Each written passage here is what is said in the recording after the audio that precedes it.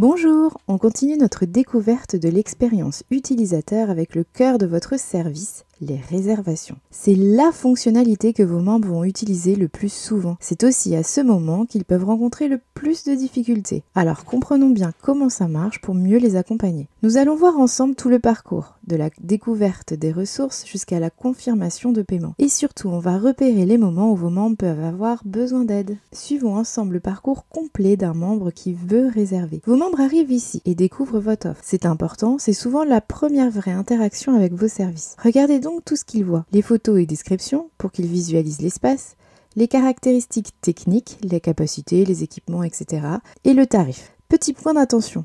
Les petits pictogrammes comme ça indiquent une formation requise pour utiliser la ressource, un badge. Vos nouveaux membres ne le comprennent pas toujours au début. Quand ils choisissent un tarif, l'interface de réservation s'ouvre. On y voit le calendrier, la sélection de créneaux, parfois ils cliquent plusieurs fois par erreur, et l'ajustement des horaires, tous ne sont pas à l'aise avec ces interfaces. Le concept de panier, lui, fonctionne plutôt bien. Ils connaissent grâce à l'e-commerce. Mais attention, ils peuvent oublier de valider et laisser les paniers abandonnés. Validation et paiement, c'est le moment critique. C'est là que vous pouvez perdre des réservations. Ils vont vérifier les informations, ils peuvent alors douter, ils vont ajouter des notes, certains ne vont pas oser demander, et le passage au paiement est toujours un petit stress.